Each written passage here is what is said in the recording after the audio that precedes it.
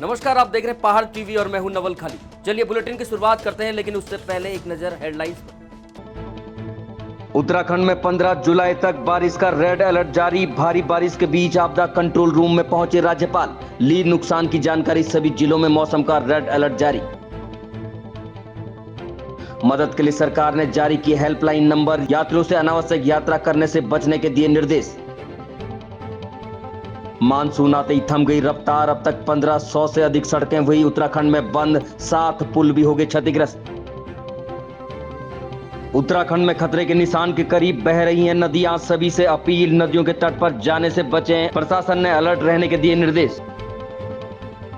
उत्तराखंड में बारिश के कारण गढ़वाल, मैदान और कुमाऊं में हालात गंभीर हो गए हैं। पिछले कुछ दिनों से निरंतर हो रही बारिश के कारण कई मैदानी इलाकों में बाढ़ जैसी स्थिति उत्पन्न हो गई है। आपको बता दें कि हरिद्वार के कई गांवों को खाली करवाया जा रहा है, क्योंकि इन गांवों में बाढ़ जैसे हालात पैदा हो गए हैं। आपको बता दें कि बारिश आने के बाद नदियों का जल स्तर भी बढ़ गया है, जिसके बाद प्रशासन द्वारा 15 जुलाई तक रेड अलर्ट भी घोषित कर दिया गया है। आपको बता दें कि बारिश से कई सड़कें भी बाधित हो गई है। वहीं बद्रीनाथ नेशनल हाईवे तोता घाटी के पास रुक रुक कर बंद हो रहा है, जिससे यात्रियों को आवागमन में काफी दिक्कतों का सामना करना पड़ रहा है। आपको बता देंगे इसी बीच उत्तराखंड के राज्यपाल भी आपदा कंट्रोल रूम पहुंचे, जहां उन्होंने स्थिति का जायजा लिया। आपको बता दें कि लगातार हो रही बारिश के कारण कई गांवों में भी बिजली गुल है, जिस कारण ग्रामीणों को खासी दिक्कतों का सामना करना पड़ रहा है। वहीं नदियों के जल स्तर बढ़ने के कारण कुछ इलाके खतरे में आ गए हैं, जहां लोगों को सुरक्षित स्थानों पर शिफ्ट किया जा रहा है। कुमाऊं में भी बारिश के कारण हालात बहुत खराब हो गए। बारिश ने कई जगहों पर भूस्खलन की स्थिति पैदा कर दी है। वहीं प्रशासन ने जगह जगह आपदा राहत टीमें भी बना ली है और लोगों को सुरक्षित स्थानों पर ले जाने का प्रयास किया जा रहा है। वहीं नदी और नालों के किनारे रहने वाले लोगों को लगातार अलर्ट किया जा रहा है। उत्तराखंड के राज्यपाल लेफ्टिनेंट जनरल गुरमीत सिंह ने बुधवार को विधानसभा में उत्तराखंड विधानसभा के नवनिर्मित पुस्तकालय और नवीन वेबसाइट का लोकार्पण किया। इस अवसर पर विधानसभा अध्यक्ष ऋतुभूषण खंडूड़ी, मुख्यमंत्री पुष्कर सिंह धामी भी उपस्थित रहे। नवनिर्मित पुस्तकालय में 20,000 से ऊपर पुस्तकों का समावेश किया गया है। इस पुस्तकालय में संविधान, कानून, लोक प्रशासन और सामान्य ज्ञान सहित विभिन्न विषयों से संबंधित महत्वपूर्ण पुस्तकें उपलब्ध रहेंगी। इसके साथ साथ देश विदेश के प्रमुख लेखकों की पुस्तकों का भी यहाँ समावेश किया जाएगा, जो ई लाइब्रेरी के रूप में डिजिटल और प्रिंट दोनों रूप में रहेंगी। राज्यपाल ने अपनी ओर से विधानसभा पुस्तकालय के लिए 108 पुस्तकें देने की घोषणा की है। उत्तराखंड हाईकोर्ट के निर्देशों के बाद उत्तराखंड आयुर्वेदिक विश्वविद्यालय देहरादून के कुलपति डॉक्टर सुनील कुमार जोशी को उनके पद से हटा दिया गया है, जिसके बाद शासन द्वारा प्रोफेसर अरुण कुमार त्रिपाठी को उत्तराखंड आयुर्वेदिक विश्वविद्यालय देहरादून का कुलपति नियुक्त किया गया है। पूरे उत्तराखंड में राहुल गांधी की संसद सदस्यता खत्म करने के विरोध में कांग्रेस कार्यकर्ताओं द्वारा मौन व्रत रखा गया। राहुल गांधी की मोदी सरनेम को लेकर की गई टिप्पणी पर न्यायालयों द्वारा दी गई सजा को जहां बरकरार रखा गया है, वहीं भारतीय जनता पार्टी ओबीसी के वोट बैंक को देखते हुए पूरे देश में कांग्रेस को बैक फुट पर लाकर घेरना चाहती है। वहीं कांग्रेस पार्टी भी इस मुद्दे पर राजनीतिक तौर पर फ्रंट फुट पर खेलने का मन बना चुकी है। लगातार धरना प्रदर्शन कर अपनी बात आम जन तक पहुंचाने की कोशिश कर रही है। आपको बता दें कि कोटद्वार में कांग्रेस के कार्यकर्ताओं ने तहसील परिसर में वीर चंद्र सिंह गढ़वाले की मूर्ति के नीचे राहुल गांधी की संसद सदस्यता खत्म किए जाने और बढ़ती महंगाई के विरोध में मौन व्रत रखकर अपना विरोध प्रदर्शन किया। वहीं कांग्रेस के जिला अध्यक्ष विनोद डबराल ने कहा, जिस प्रकार से राहुल गांधी की संसद सदस्यता खत्म की गई है, वहीं वर्तमान सरकार जिस प्रकार स्वायत्त संस्थाओं का दुरुपयोग कर रही है, उसका हम विरोध कर रहे हैं। वहीं अंकिता हत्याकांड में कौन वीआईपी था जिसका नाम आज तक उजागर नहीं हो पाया। वहीं कांग्रेस पार्टी 17 जुलाई से 22 जुलाई तक पूरे प्रदेश में अंकिता भंडारी को न्याय दिलाने के लिए न्याय स्वाभिमान यात्रा भी निकालेगी। भारतीय राष्ट्रीय कांग्रेस के राष्ट्रीय अध्यक्ष माननीय मल्लिकार्जुन खड़गे के आह्वान पर और माननीय प्रदेश अध्यक्ष श्री करण मेहरा जी के निर्देश पे प्रत्येक जिला मुख्यालयों पे कांग्रेस पार्टी ने एक कार्यक्रम रखा है, मौन उपवास का जो कार्यक्रम रखा है, जिसमें माननीय राहुल गांधी जी को जो उनकी लोकसभा सदस्यता समाप्त की गई, इसके अलावा ईडी, सीबीआई का दुरुपयोग और महंगाई, बेरोजगारी, अंकिता भंडारी जो क्षेत्रीय मुद्दे हमारे ये जो अंकिता भंडारी कांड है, इसके उपलक्ष्य में आज कांग्रेस पार्टी ने सरकार को चेताने के लिए एक मौन व्रत का आह्वान किया है, जो प्रत्येक पूरे देश में आज जिला मुख्यालयों में ये कार्यक्रम चल रहा है। कांग्रेस निश्चित तौर पे कांग्रेस इस पे अभी 17 तारीख से एक न्याय यात्रा निकालने जा रही है, जो पौड़ी से शुरू होकर बद्रीनाथ से उसके बाद रामनगर और कोटद्वार में इसका समापन होगा, और जिसमें हमारी यही मांग रहेगी कि एक जो वीआईपी है उसका नाम खुलासा हो और अंकिता भंडारी के माता पिता जी का जो कहना है कि जो उनका वकील है उसको बदला जाए, तो इसी उपलक्ष्य में कांग्रेस पार्टी भी इस मुद्दों को लेकर भारी बरसात के कारण उत्तराखंड पिछले एक हफ्ते से अनेक परेशानियों से जूझ रहा है। वहीं मुख्यमंत्री धामी ने इस बीच हिमाचल प्रदेश में हो रहे आपदा के चलते उन्हें मदद करने का आश्वासन दिया है। अब इस बात पर आम आदमी पार्टी के प्रदेश संगठन समन्वयक जोत सिंह बिष्ट का कहना है कि मुख्यमंत्री प्रदेश की सुध लेने के बजाय हिमाचल को मदद करने की बात कहते हैं, जो कि बड़ी ही आश्चर्य की बात है। उत्तराखंड में एक सप्ताह से अब तक बरसात से लगभग 2 दर्जन से अधिक लोगों की मौत हो गई है और पिछले 2 दिनों से उत्तराखंड में 17 से अधिक लोग दैवीय आपदा का शिकार हो गए हैं। और मुख्यमंत्री धामी गढ़वाल के आपदाग्रस्त क्षेत्र का दौरा करने के बजाय हिमाचल की आपदा और देहरादून के ISBT के जल भराव के प्रति ज्यादा चिंतित दिखाई दे रहे हैं। हिमाचल के मुख्यमंत्री को मदद का आश्वासन देकर मुख्यमंत्री धामी ये संदेश दे रहे हैं कि उत्तराखंड में सब कुछ ठीक ठाक है, जबकि उत्तराखंड में हालात हिमाचल जैसे ही हैं। उत्तराखंड पिछले एक हफ्ते से ज़्यादा समय से बरसात के कहर से जूझ रहा है। हर दिन जगह जगह से दुर्घटनाओं की, लोगों के मरने की, गाड़ियों के एक्सीडेंट की, जल भराव की और लैंडस्लाइड की सूचनाएं आ रही हैं। 4 धाम यात्रा बंद पड़ी हुई है और ऐसे में जब हमारे मुख्यमंत्री उत्तराखंड की चिंता करने के बजाय उत्तराखंड के उन पर्वतीय क्षेत्र के उन स्थानों पर जाने के बजाय जहां पर दुर्घटनाएं घटित हो रही हैं, हिमाचल के मुख्यमंत्री को हिमाचल की आपदा पर मदद का आश्वासन देते हैं, तो वो ये संदेश देने का काम करते हैं कि उत्तराखंड के अंदर सब कुछ ठीक है, जबकि उत्तराखंड इस बरसात में भारी संकट से गुजर रहा है और उत्तराखंड में पर्वतीय क्षेत्र में जो आफत है उसको तवज्जो देने के बजाय मुख्यमंत्री जी जब देहरादून के ISBT के जल भराव की चिंता करते हैं तो लगता है कि मुख्यमंत्री बहुत कुछ कर रहे हैं, लेकिन हकीकत यह है कि मुख्यमंत्री के साथ जो टीम है, उनके मंत्रिमंडल के साथी हैं, उनके जो अधिकारी हैं, जिनसे उनको ये सब काम करवाने चाहिए थे, जिनको दौड़ाना चाहिए था अलग अलग जिलों में,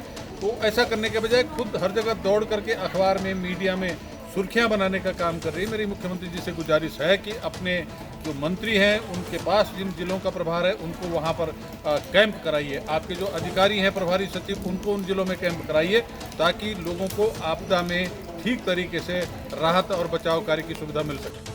खबर हरिद्वार के खानपुर विधानसभा क्षेत्र से है, जहां खेमपुर गांव में भारी बारिश के कारण सोलानी नदी में आए पानी के भराव के चलते बंदा टूट जाने के कारण खेमपुर में पानी कई फीट तक देर रात तक आ गया। सुबह से हो रही लगातार बारिश के कारण अब स्थिति और भी खतरनाक हो गई है। लोगों को खेमपुर से पलायन कराया जा रहा है। खानपुर विधायक उमेश कुमार के समर्थकों के द्वारा गाँव में पहुंचकर लोगों को बाहर निकालने के साथ ही उनके लिए खाने पीने की व्यवस्था भी की जा रही है। खेमपुर गाँव अब पूरी तरह से जलमग्न हो चुका है। हजारों बीघा फसल भी किसानों की बर्बाद हो गई है। वहीं गाँव के लोगों को भारी नुकसान का सामना करना पड़ रहा है। अब खबर कर्णप्रयाग से है, जहां राष्ट्रीय और प्रदेश नेतृत्व और जिला कांग्रेस कमेटी के आह्वान पर बढ़ती महंगाई, बेरोजगारी, भ्रष्टाचार और अराजकता के खिलाफ राहुल गांधी की निडरता से आवाज उठाने, कांग्रेस जनों की राहुल गांधी के प्रति प्रतिबद्धता और केंद्र सरकार के असंवैधानिक कृत्यों के खिलाफ नगर कांग्रेस कमेटी के नेतृत्व में रामलीला मैदान गौचर में महात्मा गांधी की फोटो रखकर मौन सत्याग्रह किया गया। इस दौरान कांग्रेस जिला अध्यक्ष मुकेश नेगी ने कहा कि केंद्र सरकार और प्रधानमंत्री नरेंद्र मोदी के इशारों में राहुल गांधी के खिलाफ षड्यंत्र चल रहा है। उनकी संसद की सदस्यता को अयोग्य घोषित कर दिया गया है, लेकिन राहुल गांधी फिर भी अडिग हैं और वो देश की जनता के साथ खड़े हैं। उनके खिलाफ कोई भी षड्यंत्र सफल नहीं हो सकता।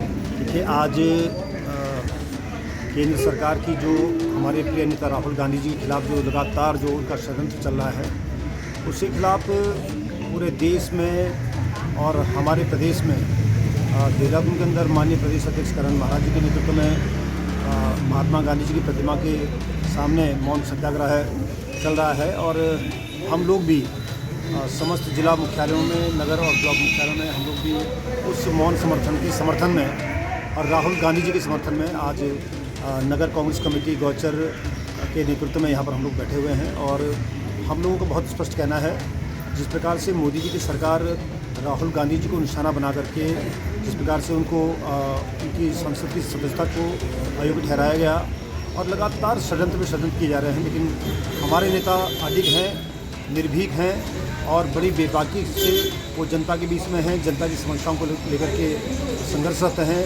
मोदी जी का कोई भी षड्यंत्र राहुल गांधी जी के उद्देश्यों को डिगा नहीं पाएगा, ऐसा हमारा मानना है। बारिश इंसान के लिए ही नहीं बल्कि बेजुबान पशुओं के लिए भी मुसीबत बनती जा रही है। उत्तराखंड के पर्वतीय क्षेत्रों में लगातार हो रही बारिश के चलते सभी नदी नाले उफान पर हैं। आपको बता दें कि यमकोसर क्षेत्र के नीलकंठ हरिद्वार मार्ग पर स्थित बीन नदी भारी बारिश के कारण उफान पर आ गई, जिसे पार करने के लिए यहाँ यमकोसर क्षेत्र के डाडा मंडल के दर्जनों गाँव के ग्रामीणों को ट्रैक्टर ट्रॉली का सहारा लेना पड़ रहा है। वहीं ग्रामीणों के पशुओं को भी जान जोखिम में डालकर नदी पार करने के लिए विवश होना पड़ रहा है, जिसके चलते जंगल से चारा पत्ती खाकर वापस लौट रहे लगभग आधा दर्जन पशु नदी के उफान की चपेट में आ गए, जिससे पशु एक एक कर नदी की धारा में बह गए। लेकिन नदी के के तेज बहाव के कारण पशु अपने आप को नहीं बचा पाए और काफी दूर तक चोटिल होते हुए बह गए। वहीं एक पशु किसी तरह से नदी के तेज बहाव से बच निकला, लेकिन सड़क पर नहीं आ सका। इस दौरान मौके पर तैनात पुलिस के जवानों ने तत्काल किसी तरह से पशु को सड़क पर पहुंचाया। उत्तराखंड में लगातार हो रही बारिश को लेकर शासन प्रशासन पूरी तरह से मुस्तैद है। वहीं सभी लोगों को भारी बारिश होने पर सतर्क रहने का आग्रह भी किया गया है। आपको बता दें कि मसूरी में नायब तहसीलदार द्वारा बंद पूर्व में पड़े नाले की साफ सफाई को लेकर भी नगर पालिका को निर्देशित किया गया है। उन्होंने बताया कि छावनी परिषद क्षेत्र में नगर पालिका के बूचड़खाने क्षेत्र में आने वाले पानी की निकासी को लेकर कोई ठोस प्रबंधन नहीं किया गया है, जिस वजह से छावनी से पानी होता हुआ नगर पालिका के बूचड़खाने क्षेत्र के पौष इलाके में आ रहा है, जिससे लोगों को नुकसान हो रहा है। वहीं छावनी परिषद द्वारा क्षेत्र में बिछाई गई सीवरेज लाइनें भी कई जगह क्षतिग्रस्त हो गई है, जिससे सीवरेज का गंदा पानी लोगों के घरों में आ रहा है। इसको लेकर कई बार बूचड़खाने में निवास करने वाले लोगों ने छावनी परिषद और नगर पालिका परिषद से शिकायत की है, लेकिन दोनों विभाग इस ओर कोई ध्यान नहीं दे रहे हैं। उन्होंने कहा कि जल्द एसडीएम मसूरी के नेतृत्व में छावनी परिषद और नगर पालिका परिषद के अधिकारियों के साथ बैठक की जाएगी और बूचड़खाने में रहने वाले लोगों की समस्याओं का निदान किया जाएगा। आज के समय में तो ठीक है, बारिश कम हो रही है, उसके हिसाब से बहुत सही है, लेकिन इन्हें बता दिया गया है कि अगर कोई दिक्कत हो तो हमें तुरंत कॉल करें, हम लोग इसका समाधान निकालेंगे। ऐसे में सीवरेज की प्रॉब्लम भी देखी जा रही है, कई लोगों के घरों में सीवरेज जा रहा है, तो उसको लेकर कैंट से कैंट से बात करेंगे। कैंट को अभी एजेंट साहब से वार्ता करके उनसे बात करेंगे कि कैंट से भी कि यहाँ सही करे, सफाई का ध्यान दें। ऐसे में ऊपरी से सड़क आ रही है, उसका पूरा पानी पौष इलाके पे डाइवर्ट कर दिया गया है, तो उसको लेकर क्या कार्य योजना है? वो सड़क का जो उनका जो आधी बनी हुई है वो पूरी बनवाने की कोशिश करते हैं कैंट से बात करके, तो उसका समाधान निकलेगा। नगर पालिका कर्णप्रयाग द्वारा कर्णप्रयाग नैनीसैंण मोटर मार्ग पर कूड़ा डंपिंग जोन बनाए जाने को लेकर कपीरी पट्टी के लोगों ने विरोध जताया है। बुधवार को डिम्बर और नागकोट के ग्रामीणों ने उपजिलाधिकारी से मिलकर कूड़ा डंपिंग जोन का काम जल्द रुकवाने की मांग की है। ग्रामीणों का कहना है कि डंपिंग जोन को अन्यत्र शिफ्ट नहीं किया जाता तो उग्र आंदोलन किया जाएगा। वहीं ग्रामीणों ने नगर पालिका कर्णप्रयाग द्वारा डंपिंग जोन के बहाने जंगलों के पेड़ काटने के भी आरोप लगाए हैं। ग्रामीणों का कहना है कि सरकार एक और हरेला पर्व मना रही है, वहीं दूसरी ओर नगर पालिका कर्णप्रयाग द्वारा जंगलों के हरे भरे पेड़ काटे जा रहे हैं, जिनकी न तो वन विभाग से अनुमति है, न ही ग्राम सभा से कोई एनओसी ली गई है। वहीं नंदप्रयाग रेंज के वन क्षेत्राधिकारी बीएस परमार ने बताया कि उनके द्वारा मौके पर निरीक्षण किया गया है, जिसमें ठेकेदार द्वारा 16 पेड़ काटे जाने का मामला सामने आया है, जिसके बाद ठेकेदार के विरुद्ध कार्रवाई की जा रही है। हम नगर पंचायत वालों को बुलाएंगे, उनसे बात करेंगे, लेकिन हमारा विरोध है, इसमें जबरदस्त विरोध है। इसलिए है कि नगर पंचायत कर्णप्रयाग का कचरा जो है ग्राम पंचायत डिम्बर में डाला जाए, दूसरे क्षेत्र में डाला जा रहा है। पूरी कपीली क्षेत्र को जो गंदा करने का काम करी है ये नगर पंचायत। हमारा सारे क्षेत्र का कपीली क्षेत्र हो, ग्राम पंचायत डिम्बर नागकोट जितने भी हैं उधर सबका विरोध है और हम विरोध करने के लिए आए हैं। माननीय उपजिलाधिकारी ने हमें आश्वासन दिया है कि भाई हम नगर पंचायत वालों को बुलाएंगे, आप लोगों को बुलाएंगे, सामने बात अगर नहीं होगा ये तो हम बिल्कुल इसमें जो है बहुत ज़बरदस्त विरोध करेंगे। पूरा क्षेत्र जो है आंदोलन होगा, क्योंकि वहाँ उन्होंने 170 पेड़ भी काट रखे हैं। लोग तो पेड़ लगाते हैं, हमारे बुजुर्गों ने किस हिसाब से मैंने कैसे मेहनत से पेड़ लगाए, और इन्होंने एक झटके में बगैर सूचना के, बगैर किसी का परमिशन के और पेड़ काट दिए। ये गांव द्वारा लगाए गए थे महिलाओं द्वारा, और ये बड़ी दुखद घटना है कि एक तरफ हरेला पर्व मना रहे हूँ, जिस तरह ये जो है जंगलों का कटान कर रहे हैं, जबकि इन्होंने किसी की परमिशन नहीं है। ग्राम को संज्ञान में लिया, ग्राम सरपंच को संज्ञान में लिया, किसकी अनुमति से इन्होंने पेड़ काटे, किस अनुमति से इन्होंने जो है कूड़ादान बना रहे हैं। हाँ, आपसे अनुरोध है कि इस सूचना को आप आगे तक पंचायत कर्णप्रयाग के द्वारा कूड़ादान का निस्तारण केंद्र बनाया जा रहा है डिमर रोड पे, और सारे गांव के डिमर के लोग और कपीरी क्षेत्र के संपूर्ण लोग उसका पूर्ण जोर से विरोध करते हैं, क्योंकि लोगों ने बड़ी मुसीबत से जंगल बनाए हैं। आज जो पता चल रहा है कि कई पेड़ कट चुके हैं वहाँ, और जगह जगह उसे जब कूड़ादान बनेगा तो वहाँ जगह जगह गंदगी होगी। लोगों का ये है कि हमारे गाय भैंसों को पालने के लिए हमने बड़ी मुसीबत से जंगल बनाया है, और नगर पालिका क्षेत्र अपने क्षेत्र के अंतर्गत बनाए, ग्रामीण क्षेत्र के अंतर्गत बनाने का क्या सवाल है। दूसरी बात, ये प्रधान जी स्वयं मौजूद हैं। अगर आप नगर ग्राम क्षेत्र के अंतर्गत बना रहे हैं तो पहला तो ये है कि आपने क्या एनओसी ली है ग्राम पंचायत से, ग्राम पंचायत ने आपको अनुमति दी है कि आप ग्राम पंचायत के अंदर बनाएं। मतलब ये तो नगर पालिका का पैसों का बंदरबांट करने का सवाल है। कुछ दिन कुछ खर्चा वहाँ कर देंगे, फिर बोलेंगे वहाँ विरोध हो रहा है। खबर देहरादून से है, जहां डकैती की बड़ी घटना को अंजाम देने से पहले ही उत्तर प्रदेश का एक गैंग दून पुलिस के हत्थे चढ़ा है। नेहरू कॉलोनी क्षेत्र में डकैती की घटना को अंजाम देने आए 11 अभियुक्तों को नेहरू कॉलोनी पुलिस और एसओजी देहरादून की संयुक्त टीम ने गिरफ्तार किया है। अभियुक्तों के कब्जे से अवैध असले और चोरी के मोबाइल फोन और नकदी बरामद की गई है। पूछताछ में अभियुक्तों द्वारा बताया गया कि वो सभी मूल रूप से गोंडा उत्तर प्रदेश के रहने वाले हैं और गैंग बनाकर टप्पेबाज और अन्य आपराधिक घटनाओं को अंजाम देते हैं, और कुछ दिन पहले ही देहरादून आए थे और कैलाश हॉस्पिटल में काम करने वाली उनकी एक परिचित महिला द्वारा उन्हें दी अजीत नगर में 2 अलग-अलग जगह किराए के कमरे दिलाए गए थे। उनकी देहरादून में किसी बड़ी घटना को अंजाम देकर वापस गोंडा लौटने की योजना थी, जिसके लिए उन्होंने नेहरू कॉलोनी क्षेत्र में रेकी कर रहे एक घर को चिन्हित भी कर लिया था। वहीं उसी घर में डकैती डालने का प्रयोजन बना रहे थे। अभियुक्तों द्वारा बताया कि उनके द्वारा वर्तमान में जारी कांवड़ यात्रा के दौरान हरिद्वार में अलग-अलग घाटों से टप्पेबाजी चोरी की घटनाओं को भी अंजाम दिया गया है। डकैती की घटना होते रहेगी। गोंडा 11 बदमाशों का एक गैंग जो गोंडा के रहने वाले हैं, जो टप्पेबाजी, लूट, डकैती आदि घटना करते हैं, उनकी एक पूरे गैंग को हमारे एसओजी और नेहरू कॉलोनी थाना ने बस्ट किया है। वो दीपनगर में किसी चिन्हित घर में डकैती डालने के लिए आए थे और डकैती डालने के लिए योजना बना रहे थे। इनके पास से 2 तमंचे और उगरी 28 मोबाइल फ़ोन से बरामद हुआ है और इनके पास से 38,810 रुपये बरामद हुआ है। इस पूरे टीम को मेरे तरफ से भी 10,000 का इनाम, क्योंकि एक बहुत बड़ी घटना होते होते रह गई। हमारी टीम ने अलर्ट होकर के उनको जो भी घटना मिली उस आधार पर उन्होंने पकड़ करके इस एक बहुत बड़ी घटना को होने से बच गया है। डकैती घटना होने काफ़ी इनके अपने हैं। इन्होंने टप्पेबाजी भी की है। इन्होंने हरिद्वार से टप्पेबाजी की घटनाएँ कारित की। इसी बीच कितने 5-6 घटना जी के करके आए हुए हैं। तो मोबाइल फोन संबंध वहाँ पर भी हुआ। आई में रन करा रहे हैं और इस टीम को मेरे तरफ से 10,000 हैं।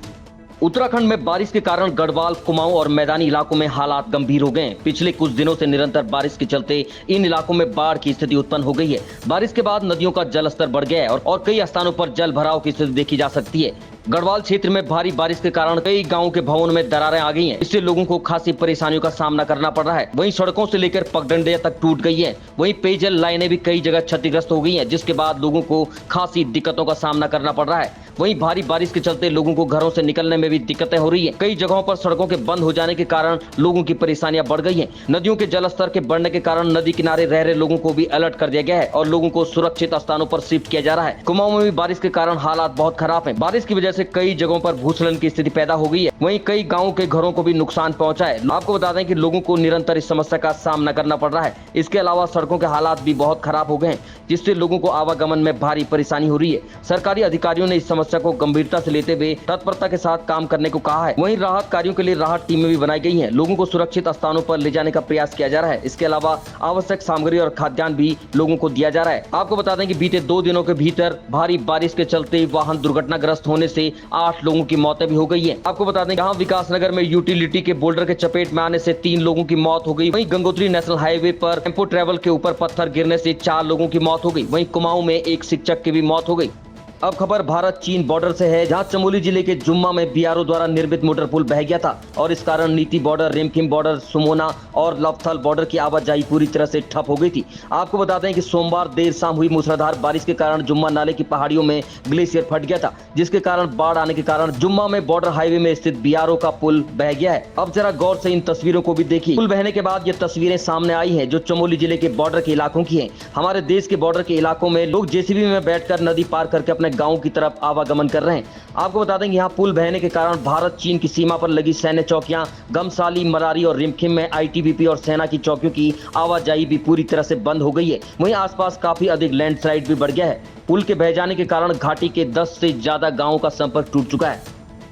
अब खबर पौड़ी से है, जहां लगातार हो रही बारिश के कारण जनजीवन अस्त व्यस्त हो गया है। वहीं सतपुली एकेश्वर मोटर मार्ग के पास पेड़ गिरने से यातायात अवरुद्ध हो गया। दूसरी ओर सतपुली बाघाट मोटर मार्ग कई जगह भारी मलबा आने से बाधित हो चुका है। जिलाधिकारी आशीष चौहान द्वारा हर तरफ नजर रखी जा रही है। आपको बता दें कि जहरी खाल में भारी बारिश के कारण गदेरे में ताड़केश्वर पहाड़ से निकलने वाले गदेरे का पानी मलबे के साथ ग्राम गवाना में धर्मेंद्र सिंह नेगी के द्वारा बनाई गई मछली के तालाब, बकरी और मुर्गी पालन सहित फलदार बगीचे में घुस गया, जहां उन्हें लाखों रुपए का नुकसान हो गया है। जबकि सतपुली दुधार खाल मोटर मार्ग कई जगह मलबा आने से बंद हो गया। वहीं बिरों खाल, रिखणी खाल, कोटद्वार मोटर मार्ग, गौराकाड़, कांडा मल्ला में मलबा आने से बाधित हो गया। आपको बता दें कि लोक निर्माण विभाग लैंसडाउन के अंतर्गत ये मार्ग आता है, जहां मौके पर जेसीबी द्वारा मलबा हटाने की कार्रवाई की गई, जिसके बाद लगातार मलबा भी हटाया जा रहा है, लेकिन लगातार हो रही बारिश के कारण बार बार मार्ग अवरुद्ध भी हो रहा है।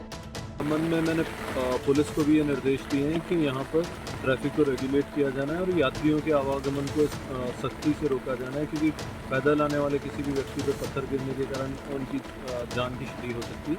तो इस कारण से मेरी तरफ से निर्देश दिए जा रहे हैं कि इसे सख्ती से कंट्रोल किया जाए। अब खबर पिथौरागढ़ के मुनस्यारी से है, जहां सीमांत क्षेत्र में बॉक्सिंग के उभरते खिलाड़ियों को देखते हुए सरकारी कोच रखने की पहल सफल होती हुई नजर आ रही है। आपको बता दें कि जिला अधिकारी रीना जोशी ने एक बॉक्सिंग कोच की यहां तैनाती कर दी है। जिला क्रीड़ा अधिकारी कार्यालय द्वारा मुनस्यारी सहित जनपद के विभिन्न विकास खंडों में कोच रखने के लिए विज्ञप्ति जारी की गई थी। विज्ञप्ति के बाद जिला स्तरीय चयन समिति के सीनियर स्तर पर नेशनल मेडलिस्ट रही बबीता बसेड़े को यहाँ कोच चयनित करते हुए उनकी तैनाती कर दी गई है। कोच बबीता द्वारा जोहार क्लब के खेल मैदान में नियमित रूप से बालक और बालिकाओं को बॉक्सिंग की कोचिंग दी जा रही है। जिला पंचायत सदस्य जगत मर्तोले ने जिलाधिकारी रीना जोशी और जिला क्रीड़ा अधिकारी प्रताप सिंह का आभार जताया है।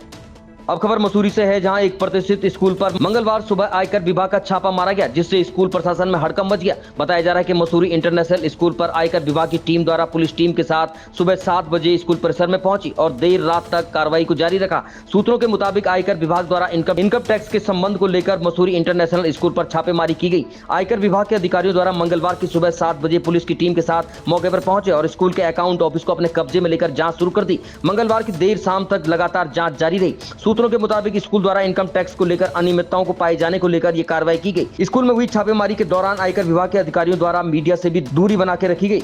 अब खबर देहरादून के विकास नगर से है, जहां नया गांव पेलियो के अंतर्गत बस्ती में अलग अलग मकानों में 3 परिवार रहते थे, जिनकी जिंदगियों को खतरा मंडरा रहा था। तीनों परिवारों में कुल मिलाकर 17 लोग फंस गए थे, क्योंकि शहर के आसपास बहरी आसन नदी से पानी यहां घुस गया था। घटना की सूचना मिलते ही स्थानीय पुलिस और एसडीआरएफ ने तत्परता से काम करते हुए रेस्क्यू किया। पुलिस और एसडीआरएफ की टीम जत्थे बनाकर नदी में उतरी और बचाव कार्य में जुट गई। उन्होंने धीरे धीरे सभी फंसे हुए लोगों को सुरक्षित स्थानों पर ले जाने का प्रयास किया, जिसमें विशेष ध्यान देते हुए बच्चों की जान बचाने के लिए अत्यंत संवेदनशीलता और कुशलता से काम किया गया। अब खबर ऋषिकेश से है, जहां उत्तराखंड के पर्वतीय क्षेत्रों में लगातार हो रही बारिश के चलते बरसाती नदियां उफान पर आ गई हैं, जिसके चलते कई मार्ग प्रभावित हो गए हैं। यमकेश्वर विधानसभा क्षेत्र के अंतर्गत नीलकंठ हरिद्वार मार्ग पर बनी बीन नदी भी उफान पर आ गई, जिसको पार करने में राहगीरों को खासी मशक्कत करनी पड़ रही है। मंगलवार को यमकेश्वर क्षेत्र की बीन नदी भारी बारिश के कारण उफान पर आ गई, जिसे पार करने के लिए एक बस चालक ने जबरन बस को नदी में उतार दिया और बस बीच नदी में जाकर फंस गई। काफी कोशिश के बाद भी जब बस नदी से बाहर नहीं निकल पाई तो मौके पर तैनात पुलिस कर्मियों द्वारा किसी तरह से पोकलैंड मशीन की व्यवस्था की गई और बस को काफी मशक्कत के बाद बाहर निकाला गया। वहीं बीन नदी के भरे उफान के चलते डांडा मंडल क्षेत्र के ग्रामीणों को जरूरत का सामान ले जाने के लिए भी मजबूरन ट्रैक्टर ट्रॉली का सहारा लेना पड़ रहा है। 2 चेक पोस्ट बनाए हुए, एक नदी के इस छोर पे, एक नदी के उस छोर में, यानी कि कांवड़ यात्रियों की सुविधा और आमजन की सुविधा के लिए हमने यहाँ पे व्यवस्था की हुई है ट्रैक्टर। और बीच बीच में अगर कोई बड़ा वाहन चला जाता है, जैसे नदी का पानी जल स्तर कम होता है या अंदाजा लगा लिया जाता है कि आ जा सकते हैं, तो उनको परमिट कर लिया जाता है। और अगर कोई गाड़ी बीच में फंस जाती है तो उसके लिए हम और भी व्यवस्था करते हैं, यानी कि टो चैन और रस्सियों की व्यवस्था हम ट्रैक्टर वालों को प्रोवाइड करवाते हैं। अब खबर लक्सर से है, जहां लक्सर में इन दिनों हो रही लगातार बारिश के कारण हर जगह जल भराव की स्थिति पैदा हो गई है। नजारा कुछ इस कदर है कि लक्सर के मेन बाजार में 2.5 से 3 फीट तक पानी रोड के ऊपर है। इससे आम जन और दुकानदारों के जीवन पर असर देखने को मिल रहा है। आपको बता दें कि लक्सर एक छोटा सा क्षेत्र होते हुए भी नदियों की गोद में बसा है। वहीं अब लक्सर क्षेत्र में पड़ने वाली नदी, जिसमें सलोनी नदी, बाणगंगा और बालावाली नीलधारा अपने रौद्र रूप में। सलोनी नदी का जलस्तर बढ़ने से तटबंध भी टूट गए हैं, जिससे लक्सर के दर्जनों गाँव में पानी भरने से बाढ़ जैसे हालात पैदा हो गए। अब खबर नई टिहरी से है, जहां कोटी कॉलोनी में टिहरी बांध के झील के किनारे आयोजित टीएसडीसी डिप्लोमा इंजीनियर संघ के द्वारा आयोजित देर शाम तक चले कार्यक्रम में शैलेन सिंह निदेशक कार्मिक और भूपेंद्र गुप्ता निदेशक ने कहा कि बांध ऐसी तकनीक से बना है कि किसी तरह से कोई खतरा नहीं है और लोगों को डरने की कोई आवश्यकता नहीं है। इस बांध को ऐसी तकनीकी से बनाया गया है ताकि लोगों को किसी भी तरह से कोई परेशानी न हो। निदेशक ने कहा कि आज सामान्य बात होगी कि मानसून आता है, बांध की झील का जलस्तर बढ़ने लग जाता है। खाली थी और वो अभी भारत सरकार ने अपॉइंट किए 2 नए डायरेक्टर टेक्निकल और डायरेक्टर पर्सनल।